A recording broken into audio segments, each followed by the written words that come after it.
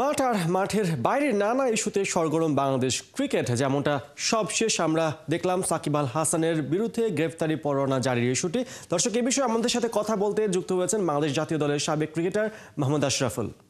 মোহাম্মদ আশরাফুল, আপনাকে স্বাগত। খেলা যুগে আমরা ঠিক কিছুদিন আগেও বা কয়েক বছর আগেও আমরা দেখতাম যে ক্রিকেটারদেরকে আইডল হিসেবে নেওয়ার একটা সুযোগ ছিল বা একটা চল ছিল। আমরা আপনার সময় দেখেছি, আমরা হাবিবুল বাশার সুমন বা খালেদ মাহমুদ সুজন বা আকরাম খান এইভাবে দেখতে পেয়েছি যে তারকা ক্রিকেটার কিভাবে একটা জেনারেশনের আইডল হতে পারে। কিন্তু সবশেষে আমরা দেখতে পাচ্ছিলাম সাকিব আল হাসান, যাকে কিনা তর্ক সাপেক্ষে দেশের সবচেয়ে বড় তারকা বলা হয়, তার বিরুদ্ধে একের পর এক অভিযোগ আমরা দেখতে পাচ্ছি। কখনো আমরা দেখছি শেয়ার বাজার কেলেঙ্কারি, কখনো চেক জালিয়াতির ইস্যু, কখনো তার ব্যবসায়িক প্রতিষ্ঠান নিয়ে নানা ধরনের আসলে বিতর্ক। এগুলো থেকে কি বর্তমানে একজন ক্রিকেটারকে আইডল হিসেবে নেবার কোনো সুযোগ থাকছে আর? শুভ সকাল। দেখেন, ওইটা তো তার ব্যক্তিগত বিষয় যে জিনিসগুলা হচ্ছে, কিন্তু আইডল হিসেবে তো অ্যাজ এ ক্রিকেটার অবশ্যই এখনো যারা ক্রিকেট খেলতে চাবেন বা খেলছেন, এখনো সাকিব সবারই আইডল। খেলার পার্ট ডিফারেন্ট, আর আপনার ব্যক্তিগত বিষয় যেই সব কথাগুলো বললেন, এটা ওর পার্সোনাল বিষয় ছিল। সেগুলোর জন্য খেলোয়াড় সাকিব আল হাসানকে তো কেউ আর ভুলবে না বা আইডল মানবে না, এরকম কিছু না, আমি মনে করি না। বাংলাদেশের এই ধরনের প্লেয়ার আবার কবে আসবে ঠিক জানি না, যে 2 যোগ 3 যোগ পরে হয়তোবা তার থেকে হয়তোবা বেটার হবে। কিন্তু সাকিব আল হাসান যেটা করেছেন 2009 থেকে শুরু করে 2023 পর্যন্ত 1 নাম্বার র‍্যাঙ্কিং এ ছিল, বিরাট বড় একটা অ্যাচিভমেন্ট একটা প্লেয়ারের জন্য। ওয়ার্ল্ড কাপ দেখেন, 13টা ওয়ার্ল্ড কাপ হলো, 50 ওভারের ওয়ার্ল্ড কাপ, সেখানে সাকিব আল হাসান এখন 1 নম্বরে। 600 প্লাস রান, 1100 রান, এইসব রেকর্ড তো সারা জীবন থাকবে। ক্রিকেট যতদিন থাকবে সব রেকর্ড তার থাকবে। এবং আইডল হিসেবে না মানার কোনো কিছু নাই যে একটা ইয়াং প্লেয়ার যে সাকিব আল হাসান আইডল হবে না। যে জিনিসগুলা হয়েছে এটার থেকে একটা শিক্ষা নিতে পারবে যারাই ক্রিকেটার হবেন বা এখনো আছেন, যে খেলা শেষ করে তারপরে হয়তোবা আপনার রাজনীতি বলেন বা ব্যবসা এগুলাতে গেলে তার জন্য ভালো। যদি আপনি খেলা চলাকালীন আরেকটা কাজ করতে যান, তখন কিন্তু খেলার পারফরমেন্সটাও একটু সমস্যা হতে পারে। তো এই জায়গা থেকে একটা শিক্ষণীয় জিনিস হবে ইয়াং প্লেয়ার বলেন বা যারা এখনো খেলছেন, তাদের জন্য এটা একটা বড় লেসন আমি মনে করি। মোহাম্মদ আশরাফুল, আমরা দেখতে পেয়েছি সাকিব আল হাসান যেসব ব্যবসায়িক কর্মকাণ্ডে তিনি যুক্ত হয়েছেন সবগুলোতেই প্রায় বিতর্ক তৈরি হয়েছে। আপনি একজন ক্রিকেটার, বাংলাদেশের প্রথম দিকের প্রথম তারকা যদি বলা হয় বাংলাদেশ ক্রিকেটের, আপনি তার মধ্যে শীর্ষে থাকবেন। আপনিও তো ব্যবসায়িক নানা কর্মকাণ্ডে নিশ্চয়ই যুক্ত হয়েছেন। আপনার নামের পাশে কেন বিতর্ক নেই? আপনি কোথায় কোথায় আসলে কন্ট্রোল করতে পেরেছেন যেটা সাকিব পারেননি? আপনার কি মনে হয়?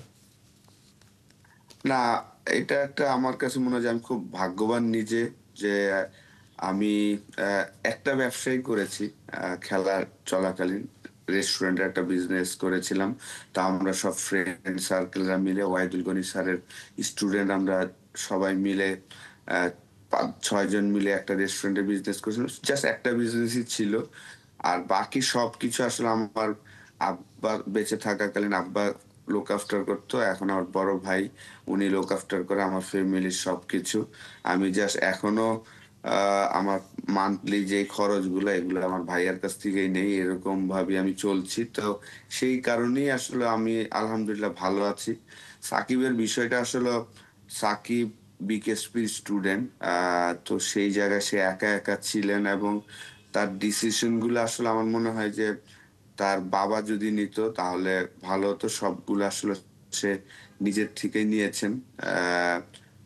বিয়ের পরে হয়তোবা ফ্যামিলির সাথে সব ডিসিশন গুলো হয়তোবা আলাপ করেছেন, কিন্তু তার বাবার সাথে হয়তোবা গ্যাপ ছিল আমার মনে হয়, যে এই ডিসিশন গুলা বিজনেসের যে কাজগুলা সে করেছেন। আমরা যদি আবার মাঠের ক্রিকেটে ফিরে আসি, আমরা দেখতে পাচ্ছি যে খালেদ মাহমুদ সুজন তিনি ঠিক গতকালকের আগের দিন তিনি একটা কমেন্ট করেছেন যে নাজমুল আবেদীন ফাহিমকে নিয়ে, যে তার অনেক কিছু দেবার ছিল।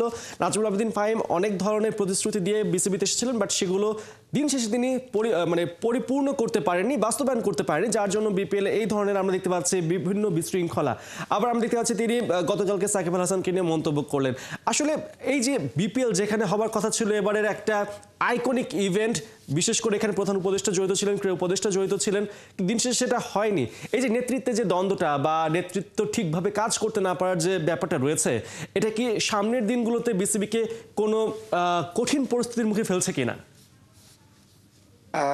দেখেন, আমার কাছে যেটা মনে হয় যে আমাদের সবারই কিন্তু সবার জায়গা থেকে আহ, কাজ করার আছে আগে। এখন ফাহিম স্যার আর ফারুক ভাই শুধু কাজ করবেন এরকম না, আমাদের সবারই দায়িত্ব। যেমন আপনি জার্নালিস্ট, আপনার এখানে একটা দায়িত্ব আছে বাংলাদেশকে পজিটিভ ভাবে তুলে ধরাটা। তো আপনি খেলার মান যদি দেখেন, আমি বলবো যে হ্যাঁ, ফরেন প্লেয়ার ওইভাবে কিন্তু এইবার না। আপনি যদি লাস্ট 4-5 বছর ফরেন কালেকশন দেখেন, ঢাকা টিমেরই সুজন ভাই যে কোচিং করাচ্ছে লাস্ট 2 বছর ধরে, ওনার ঢাকা টিমেরই তো ফরেনার উনি যে আনছেন, মান একদমই লো, ঠিক না? তো উনি যে বলছেন যে যে প্রশ্নগুলো তুলছেন, উনিও যদি ওনার আয়নার দিকে তাকায় দেখেন যে ওনার টিমেও তো ফরেনার গুলো যে আসছে, উনি কিছু বলতে পারছেন না যে এত লো ক্যাটাগরির ফরেনার ঢাকা টিমে লাস্ট 2 বছর ধরে। লাস্ট ইয়ার ওনারা নিয়ে এসেছেন মোহাম্মদ ইরফান, যার বয়স ছিল 43, পেস বলার। তো সুজন ভাই যে এখন আরেকজনকে প্রশ্ন তুলছেন, ওই জায়গায় কিন্তু প্রশ্ন যদি তোলেন যে সুজন ভাইও কিন্তু ওনার জায়গায় উনি কাজ করতে পারছেন না স্বাধীনভাবে, ঠিক না? যে উনি অ্যাজ এ হেড কোচ হিসাবে তো উনি বলতে পারছেন না যে এটা কি ধরনের ফরেনার আপনারা আনছেন। তো সেই জায়গায় কাউকে দোষ না দিয়ে আমার মনে হয় যে সবাই সবার জায়গা থেকে যদি আমরা পজিটিভ ভাবে চিন্তা করে কাজ করি তাহলে ভালো। কারণ অনেকে বলছেন যে বরিশালের ওনার বলছেন যে এবার বিপিএলটা না হলেও হতো। যদি বিপিএল না হতো, এই যে 70-80টা প্লেয়ার, তারপর অফিসিয়াল, এই যে একটা বিপিএল হচ্ছে, যে সবাই যে কাজ করছেন, তো তারা তো তখন বলতো যে বিপিএল হয়নি তা আমার কিভাবে ফ্যামিলি চলবে, ঠিক না? তো পজিটিভ নেগেটিভ দুইটাই আছে।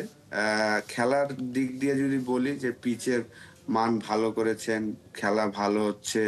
ফরেন কালেকশন গুলা কিন্তু বোর্ডের কোনো দায়িত্ব নাই যে এই জায়গায় ভালো ফরেনার, এই জায়গা ওনারদের দায়িত্ব যে আপনি কি ধরনের ফরেনার আনবেন। তো সেই জায়গায় আমার মনে হয় যে আমরা সবাই সবার জায়গা থেকে আসলে পজিটিভ চিন্তা করে যেটাই আছে ওইটা নিয়ে যেন আমরা ভালো কাজ করি, এটা ইম্পর্টেন্ট।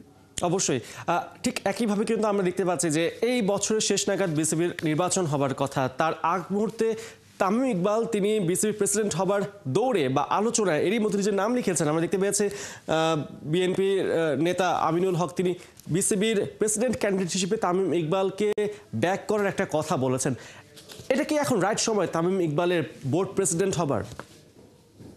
আহ, যদি সেই জায়গায় আসে রাইট সময়, আমার কাছে মনে হয় যে যদি হয় তো খারাপ হবে না। কারণ তার অনেক এক্সপিরিয়েন্স আছে।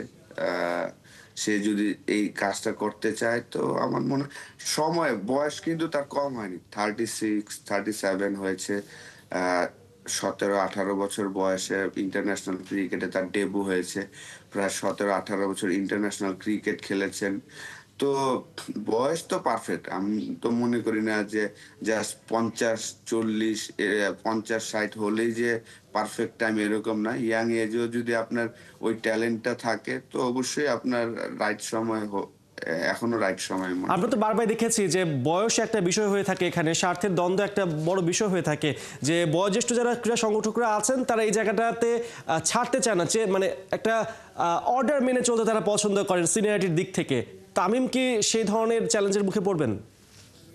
দেখেন, এটা আগে হয়ে নে, তারপরে আপনারা এই গল্পগুলা করেন। আপনারা হওয়ার আগে এই যে এই নিউজ গুলা করছেন, ও এখনো খেলছে, বিপিএল খেলছে, ঢাকা প্রিমিয়ার লিগ খেলবে।